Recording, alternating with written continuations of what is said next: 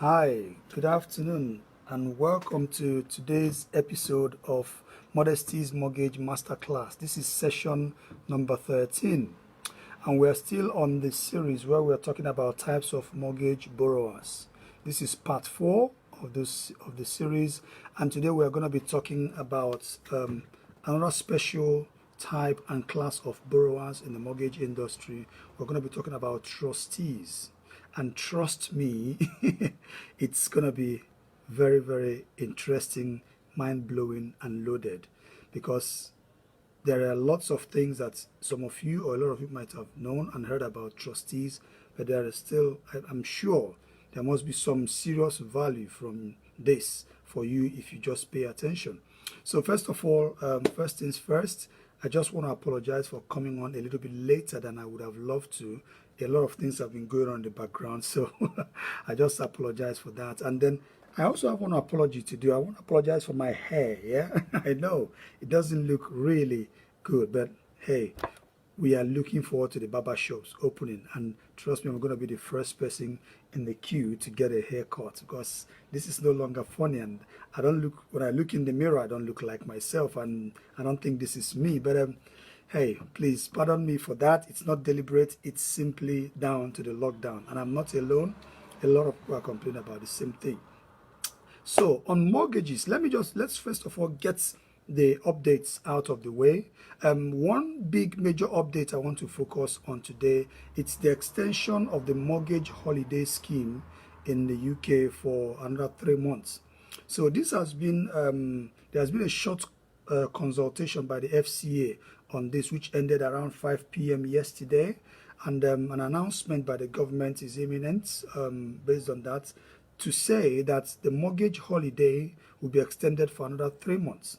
Now, the initial 3 months mortgage holiday runs out in June. So, and after that, the government is saying that we are going to extend this mortgage holiday by another 3 months. So, running up to 31st of October.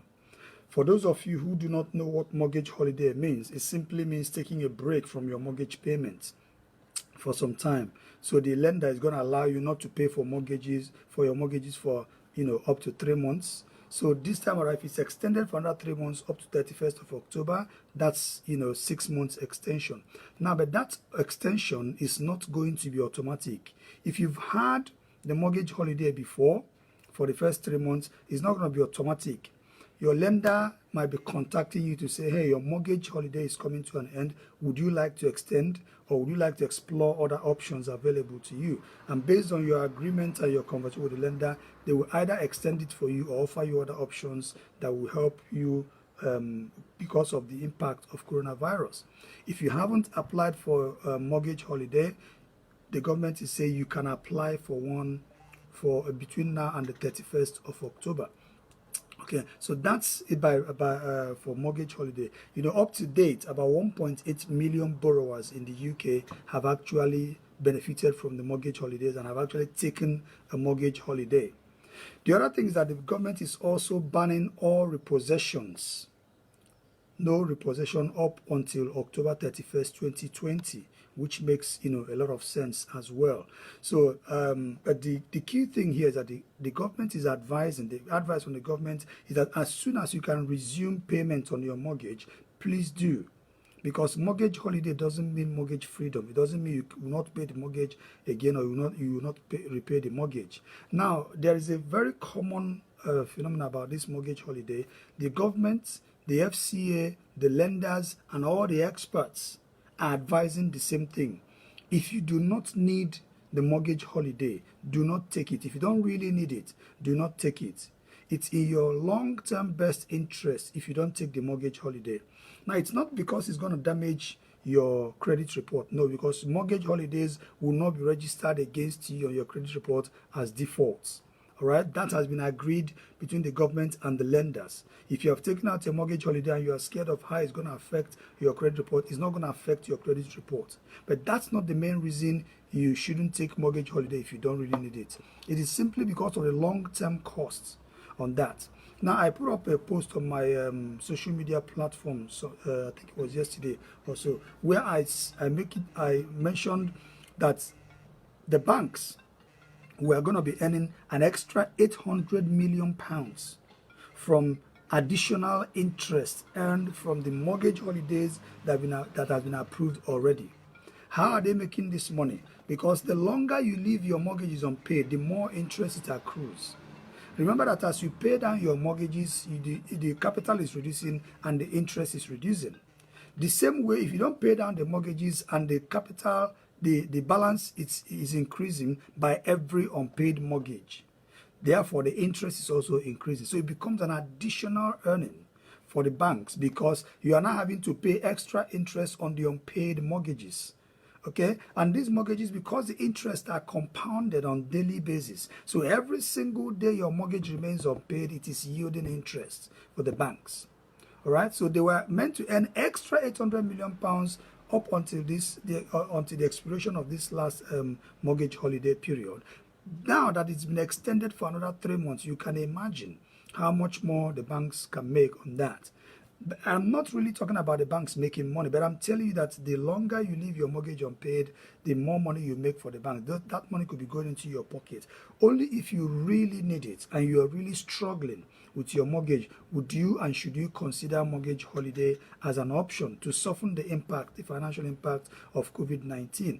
If you go into a conversation with your lender, there are other options that might be available to you. Now, the advice is simply pay whatever you can. Even if you're not paying everything, pay something, because every little payment you make to your mortgage reduces the balance. And as it reduces the balance, it reduces the interest that is payable on it. So even if you cannot afford to pay everything, pay as little as you can into your mortgage and endeavor to be reducing that mortgage. But if you can afford to pay the mortgage the way it is, continue paying it. It is in your long-term best interest to pay it. Make sure you agree on the mortgage holiday before your direct debit for your mortgage comes out the month. Otherwise, it might be termed a default. Okay, so that is for mortgage holiday. Now, the advice is really simple, folks. Mortgage holiday is not mortgage freedom. Now, there are a few things that could make the mortgage holiday tricky for you as an individual. Say, for example, the interest rate is low. Yeah, while even though the interest rate is low, it helps lessen the interest burden on that. But think about people who have mortgages that are on high interest. If the interest rate on your mortgage is high, this is seriously going to impact on your future mortgage payments.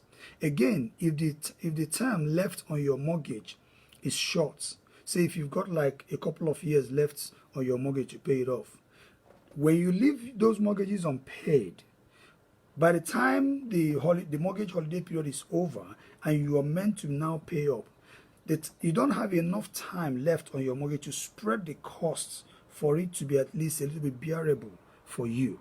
It then means your mortgage, the extra money you're paying on your normal mortgage payments will be a lot higher. You might find out that you might struggle a lot more then to pay your mortgage.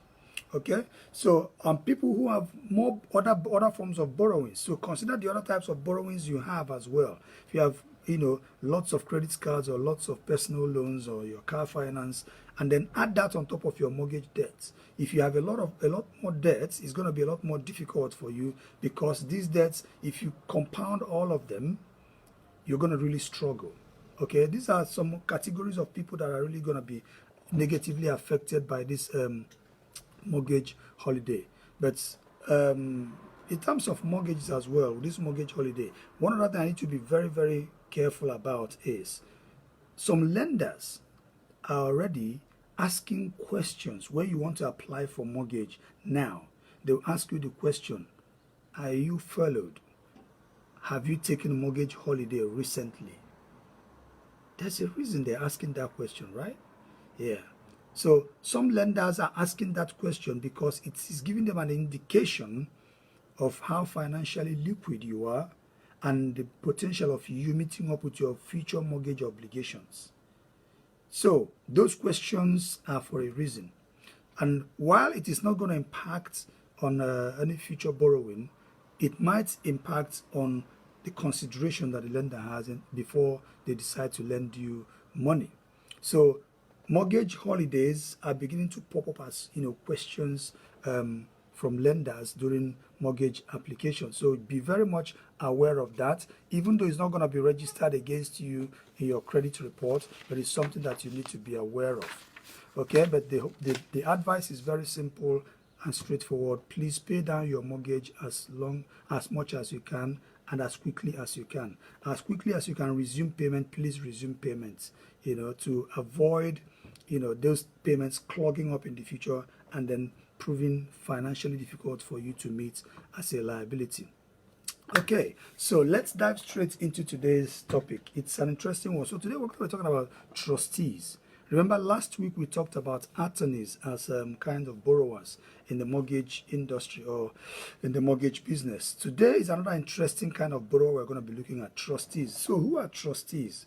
Trustees are people. These are people, either an individual or a company. So it could be either a corporate entity or an individual that have been appointed through a document called a trust deed to hold an asset or some class of assets on behalf of others. And those who they are holding the assets on their behalf are called beneficiaries. Okay? Now they are to act on behalf of those beneficiaries in line with the terms set out on that trust deed. So there's a document called a trust deed. That document spells out the relationship between the trustees and the beneficiaries, right? So the trustees are holding that asset or that group or class of assets on behalf of those beneficiaries. So we can now see two very clear characters or players in the trustee business. And now there's another player in that trustee business called a settlor. A settlor is the person who is donating the asset or who is giving the asset or is offering the assets for the trustees to look after. So the person giving up that asset and handing that asset over to the trustees is called a settlor. All right. So unlike companies, trusts, trustees are the people looking after the assets. Then the structure itself is called a trust. So it means the assets are held in a trust and they are looked after by trustees. Now the trustees could be family members, they could be an individual, they could be a company, they could be anybody. As long as they are holding that asset on behalf of that person, they are trustees and they are meant to carry out the instructions as spelled out in the trust deed. So unlike companies, trusts are not separate entities. They are just a legal relationship between the trustee and the beneficiary. So I've mentioned the three major players in a trust business. The settlors, they are the ones providing the assets, and they decide how the assets, are to be used. And their decision is now spelled out in that document called the trust deed. So the settlors can sometimes even become beneficiaries of their own trusts as well. So settlors can actually set up a trust for them to also benefit from. We're going to come to that later on. So this kind of arrangement is called a settlor interested trust. And there are special tax rules around that. Now, we'll talk about trustees. The trustees are the legal owners of the assets held in a trust. So if, for example, you put your property in trust, that property is legally owned by the trust. Yeah? That property is legally owned by the trust and then managed and looked after by the trustees who make decision on that. So they deal with the assets according to the terms that are set out in the trust deed on that. And then the trustees also deal with the day-to-day management of the trust, and they pay out whatever needs to be paid out, and they pay any tax that is due on any of those. So whatever involves the day-to-day management of the assets in the trust, that is the job of the trustees. The trustees can also make investment decisions related to the assets. Yeah. So, and they can also decide how the assets will be used. So if you put a property in trust, the trustees can decide to rent out the property. They can also decide to make investment decisions on the property, either to use the property as a buy-to-let or as a HMO or as a commercial property. They can decide that. You can put other forms of assets like shares, like properties, like cash in a trust. Any asset at all can be written into trust. Even your insurance policies. Yes, you can write your insurance policies into a trust, and that becomes part of the estate or the asset of the person who has set the trust up. And every instruction regarding to how things are going to be distributed or how things are going to be managed and looked after would have been dished out by the settlor and spelled out in the trust deed. Now, the beneficiaries in this case, they can be one or more people. A whole family can be a beneficiary, or they can be a group of people, even a community can be beneficiaries of a particular trust.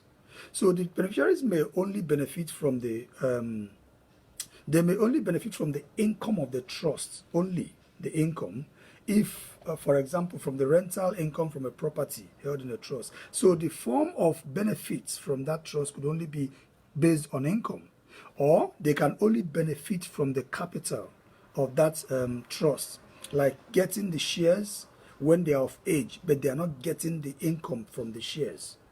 So they can also benefit both from the income and from the capital. So it's a little bit complicated, but let me break it down here. So as a beneficiary of an asset held in a trust, the trust deed can actually specify that you only benefit from the income from that asset and not the capital. Yeah? So if it's a property, the trust, you can spell out that you can only benefit from the rental income from that property, but not the property itself as an asset. You cannot own the property. You can only benefit from the income. The trust deed can also specify that you can only benefit from the capital of that asset and not the income. So it means whatever income that is coming into that trust can actually be built into the capital and be accumulating with the capital. At the agreed time and certain time, we'll come to that as well later on, you will now take hold of the capital, the whole capital plus all the accumulated income over the years. You will now take hold of all of them. As a beneficiary, the trust can also spell out that you can benefit both from the income and from the capital, meaning that when the incomes are being generated, you can benefit from them, and then when the asset is now realized or sold, you can take hold of the proceeds. Or when you are of certain age or when you get to a certain level, you can take full control of the asset and do whatever you want to do with it.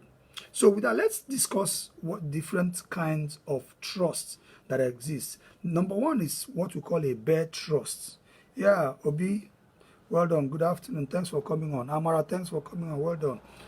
Bare trust. Yeah, assets that are in a bare trust is held in the name of a trustee, but the beneficiary has access to all of the income and the capital of the asset at any time. This is one of the easiest trusts to set up.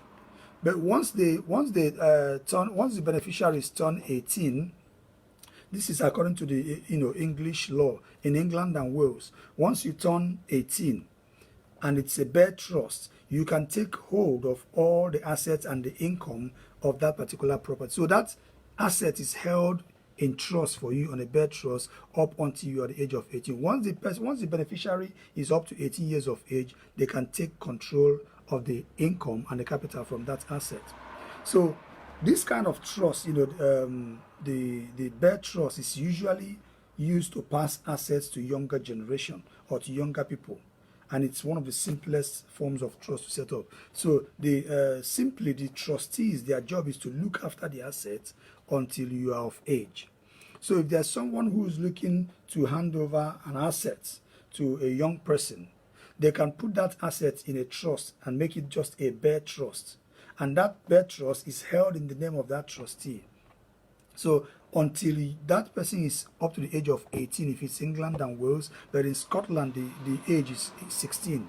In Scotland, if you're up to the age of 16, you can take hold of all the income and the capital of that asset. So basically, that's what that trust serves. Number two kind of trust that we want to look at now is what we call interest in possession trust.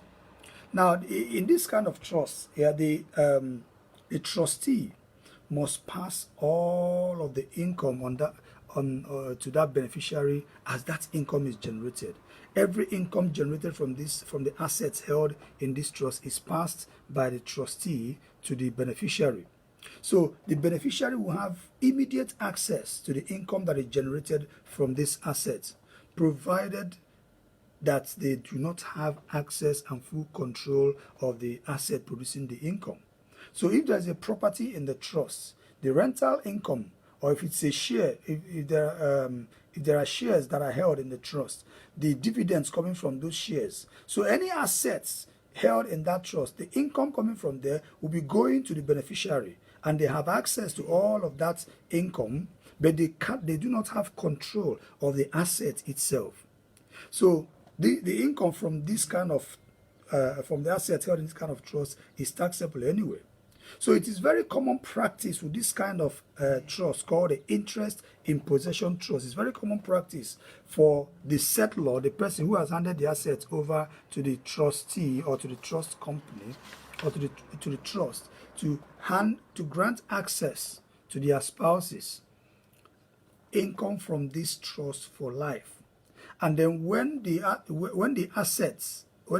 partner is no more there, they can now the children can now inherit that asset.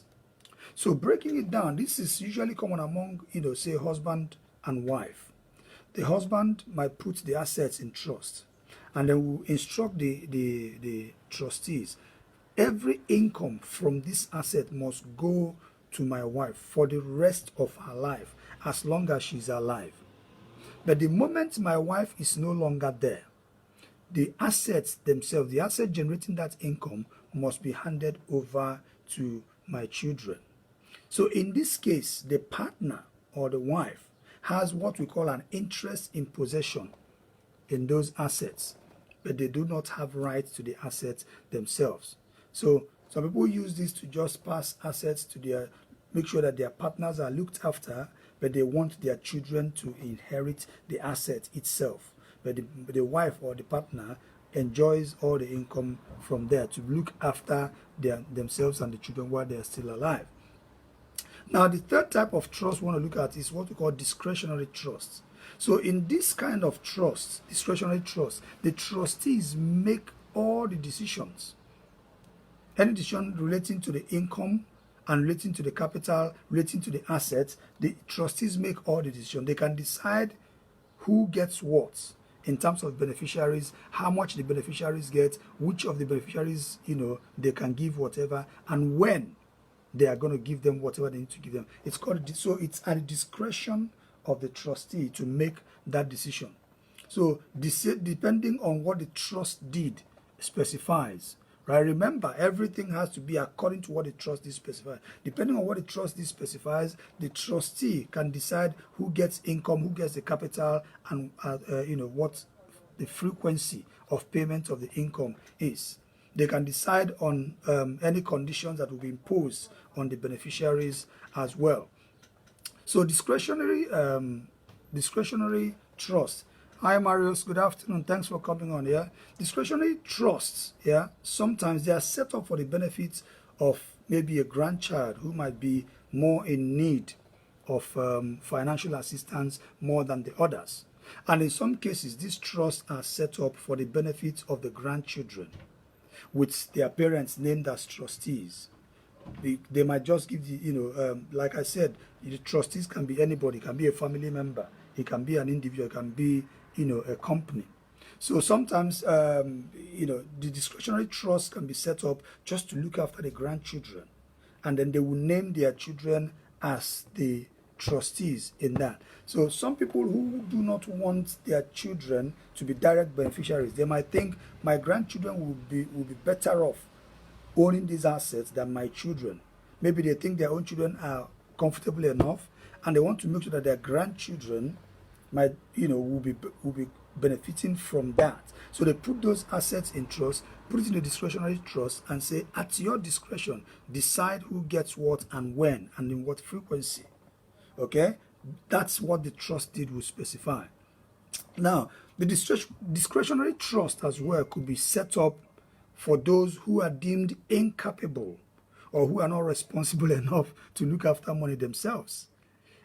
Some people have children or relatives that they don't trust them with money. They feel they are not responsible enough with money. So you can set up a discretionary trust and say, listen, make a decision based on these assets and the capital and the income, because I do not trust this person's judgments. So whatever you decide in your own wisdom that he deserves to have, let him have it, or let her have it, because you have deemed them incapable or irresponsible enough to manage money or to look after money themselves. So you can put those assets in trusts, so that those assets will now be looked after by the trustees, and at their discretion they decide who gets what and in what frequency. The number 4 type of trust I want to discuss is what we call accumulation trust. Now, in this kind of setup, the trustees can accumulate the income within the trust and add it to the capital. That's why it's called accumulation trust. So as the income is being generated in the asset, the income is not paid out, it's being accumulated in that asset. So that's if the trust deed spells that out, that is be set up on that, it means that the income will not be paid out.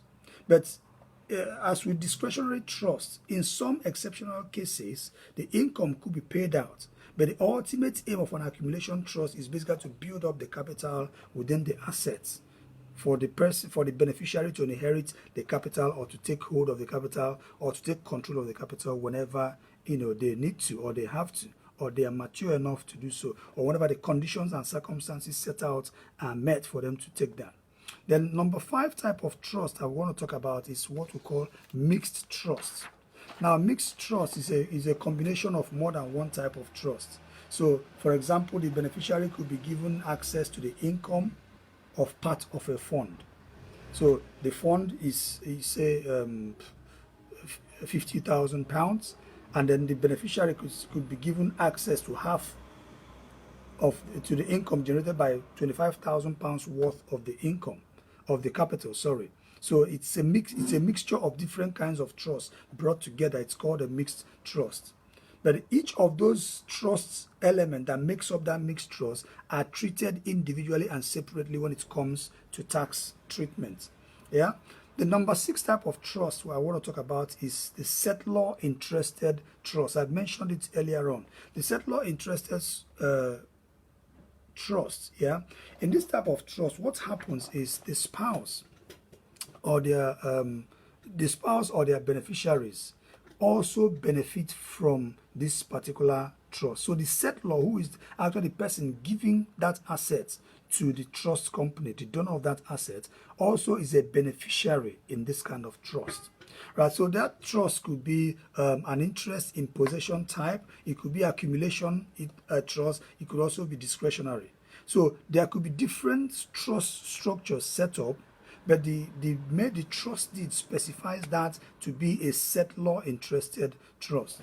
So, for example, if you are unable to work in the future as a result of illness, you can set up a trust, a discretionary trust, to ensure that your needs are met from the income of the assets that are put in that trust. So even though you are a settlor, even though you are the one who has put that asset into that trust, you can also benefit from the trust, because the trustees, if they are discretionary trust, the trustees can now make payments to you because the structure enables them to do that. The last type of trust, the 7th one, is what we call the non-residence trust. This is simply trusts that are managed by trustees that are based outside of the UK. It's a complicated tax structure here, and a lot of wealthy people use this to actually manage their tax liabilities and inheritance tax and all that. So, but it's too complicated. We're not going to get into that. Hi, Prince. Good afternoon. Thanks for coming on. So, now, just like any other assets held in trust, property is one asset that is also held in trust. And because this is a mortgage-related session, I just want to focus on the property side of it. I just gave you a broad view of what trusts are like and the setups and all that. But let's basically talk about how is this related to lending and to borrowing in terms of lending to trusts. So when we are lending to trust, what are the considerations for lending to a trust? But before we talk about the considerations of lending to a trust, some people might be asking, but why should I even set up trust? Now, there are several reasons why people set up trust. Number one is for tax purposes. A lot of trusts provide a tax efficient way of taking income or tax efficient way of passing on assets to beneficiaries or to relatives or to family members. For people who do inheritance tax planning, they use trusts a lot to do inheritance tax planning because of the tax structure. Some of the things that are coming from trusts are not taxed. Some of them are treated differently in terms of the tax treatment depending on the structure. So for tax purposes, people set up trusts to make it tax efficient. The number two, Joy, welcome. Thanks. Good afternoon. The number two reason people set up trusts is basically to protect and control the assets of the family. For example, if to protect and control the assets, if for example this person has a personal liability, if something is put in trust and you have a personal liability, most trusts, a lot of trusts are protected from the activities of liquidators or bailiffs or anything in terms of recovering those debts or those liabilities. So if you owe money and it's your personal debt that you're owing, the assets that are in trust usually are protected when they come to recover those debts. So those liabilities don't extend into assets that are in trust. So people use it to protect and control the assets in the family. And then if somebody is too young to manage their affairs, you can also set up a trust to help them do that. If somebody cannot manage their affairs because you think they're not responsible enough, you can use trusts to actually control how those assets are managed so that they are not useless and they are not liquidated and they are not misused, right? You can use it to even pass on assets while you are still alive.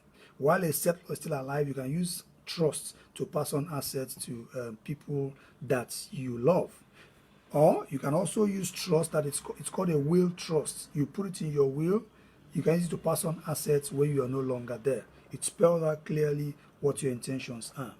So let's look at lending to a trust. What do lenders look at when they want to lend to a trust? Now, technically, loans that are made out to trust are lent to the trustees rather than the trusts. Yeah, the trustees are the people who are managing the assets on a day-to-day basis. The trust is the structure. So when loans are made out, when mortgages are given out, they are given out to the trustees and not actually to the trusts. So there are different sizes of trust basically, but the larger trust generally allows the trust to borrow money. So when lenders want to lend to trust, they will have to look at, first of all, does the deed allow this trust to borrow? Does it permit the trustees to borrow on behalf of the trust? And then the lenders will have to look at, to also do their due diligence, and they will do their due diligence on the individuals who are the trustees. They will check their records, they will check their documents, they will check their eligibility, they will check anything they need to check and do all the background checks they need to do on who the trustees are, because it is called KYC, know your client or know your customer. They will do all that on every individual. If it's a corporate trust, they will do their KYC and their due diligence on that corporate trust. The key thing also is to establish the power given to this trustee to borrow, and if that trustee is allowed to borrow or has the power to borrow. Otherwise, if they lend money to a trustee that does not have the power to borrow, that money is gone and they have not acted responsibly. So raising property held in trust via a mortgage, it's not usually the easiest or the cheapest thing to do, to be honest with you, because not all lenders really do fancy lending to a trust. And even when they try to lend to a trust, the interest rate usually is high, and the loan to value is usually low, right? So, for example, even if their normal lending is, say, 85% loan to value of a property, if it's a trust, they might want to lend just between 60 to 65%. And sometimes you may have to go to a specialist lender and not your typical high street lender in order to get them to lend to trusts. So it's not always the easiest and the cheapest thing to do, But there are lenders out there who are comfortable to lend to trust. There are some high street lenders who are comfortable to do that, but not all of them. But mostly specialist lenders who have the skill set and the ability and understand how trusts are structured, they are happy to lend. So your broker will talk you through that, and we'll hold the hands of our clients and say, okay, let's see the structure of this trust and see which lender is happy to lend based on that structure. Okay, so sometimes they will lend less to the trust, sometimes they will lend more, depending on how comfortable the lender feels lending to that trust. Okay, so that's what the lender considers when they want to lend to a trust. The other thing the lender will also consider is the purpose of the loan. Why are you borrowing? Are you borrowing to buy? Are you remortgaging that property that is already in the trust? Or are you borrowing to buy a property on behalf of a minor? So if the person is a minor that's not up to a contractable age, the trustee can borrow on behalf of the minor to buy a property for the minor to live in. Maybe some cash has been left in trust for that minor, and they want to use that cash as a deposit to borrow. So if they have the capacity to enter into a contract on behalf of the minor, the trustee can enter into that contract on behalf of the minor and borrow on their behalf. So the lender would like to know why you want to borrow and the purpose of that borrowing, and they want to have a knowledge of the structure of that trust and the people who are managing that trust. They want to see a copy of the trust deed. If the trust is a corporate one, they want the details of their directors. They want to have the constitutional and regulatory documents that are backing up that trust.